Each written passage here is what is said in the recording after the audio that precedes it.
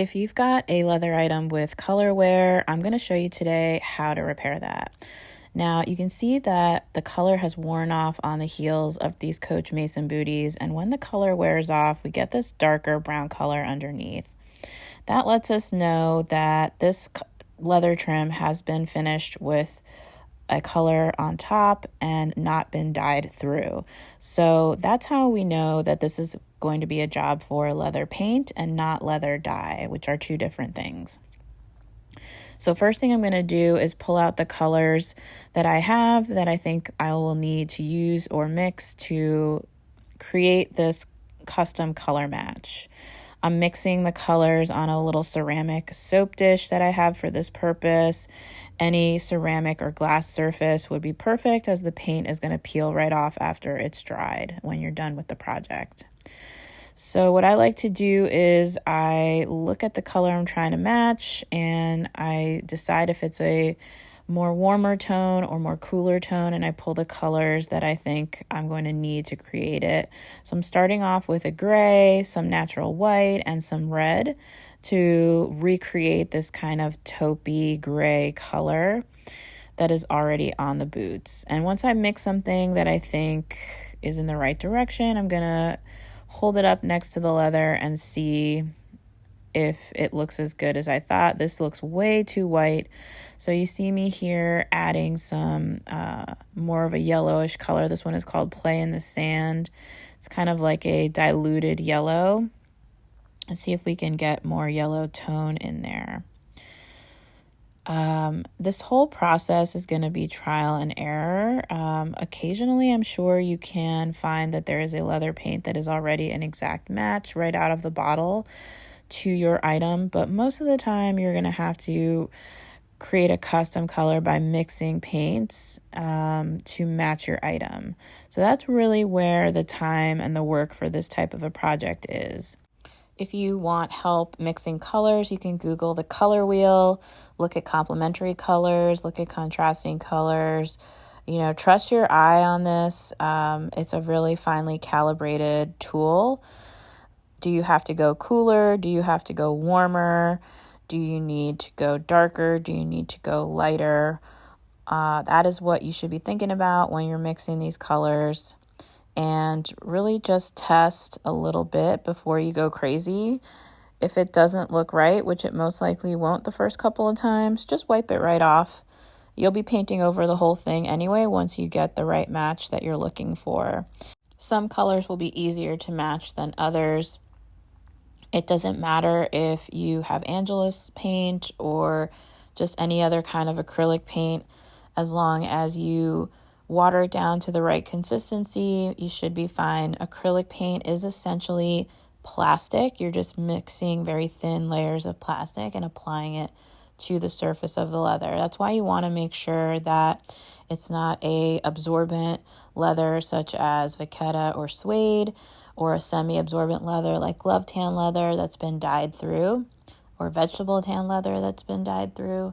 You want to make sure that you're using paint only on heavily finished leathers or semi-finished leathers, which is what I would call this, where they've taken a leather and they've sprayed a finish on top that has color. That's what we're repairing the color on today. I think there's a misconception out there that all leather is just dyed through, because that was the original kind of widespread method of treating leather, which is true, but over the years, technology has changed and improved, and a lot of leathers are now sprayed with polymers as a finish on top. And for some reason, that tends to really surprise people that they're using a lot of leather items that are basically sprayed with plastic.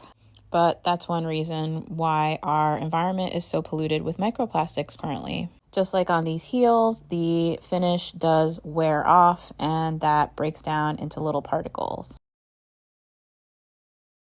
Once you get the color match as close as you can, you are going to want to apply this paint in thin, watered down layers. Let the layers dry in between. Acrylic dries fairly quickly, and you can speed up the process with a hairdryer. The reason for that is you don't want to go too thick with your final color, because that could cause textural discrepancies from where you've put the paint on and where there is no paint. Another way to avoid that is to just repaint the whole entire area, even if only a small section needs it. I like to avoid that, just to keep things looking as natural as possible. That's always my goal. So here you can see I've got a color that I think works. Now it looks a little bit lighter than the original color of this leather. And I find that sometimes these paints can go on a little bit lighter or a little bit darker when they're wet, but then as they dry, they tend to blend in perfectly. And you can see here I'm using the air side of my vacuum to blow air on this layer of paint and get it dry so I can do a quick evaluation. I like this. It's very close, but it's still not yellow enough in my opinion. So I go for the more traditional canary yellow here, just a tiny amount. I really don't need a lot. And in fact, I end up using even less than that little smudge I put there on the plate. It's just a little, the gray is perfect, but it's just not yellowy enough. I don't know how else to explain that. Once I mix that yellow in, I know I'm on the right track here and I'm nearing the end because the match is getting closer and closer. So I end up using a little bit of that yellow and then I just balance it out again with a tiny bit of red, and I darken the color a little bit more with a tiny bit of black. And that's the color that I end up liking for a match for all the damage and wear on this heel. You can see here when I paint over that, it is looking a little bit lighter again because it's wet, but I can tell already that it's going to match really well once it dries. And you can see I'm confident because I really start to paint a larger section on the leather trim here. Now, why would you want to do this? Why would you want to take the time to do this? One, because you are going to get more money for your flip if you can get it looking close to how it looked when it was new. And especially if you can get it so that no one can tell you've made a repair, that's even better. And the second reason is that you will extend the life of the item by completing this repair. For me, it's mostly that I want to list these and they're not that high value of an item as is.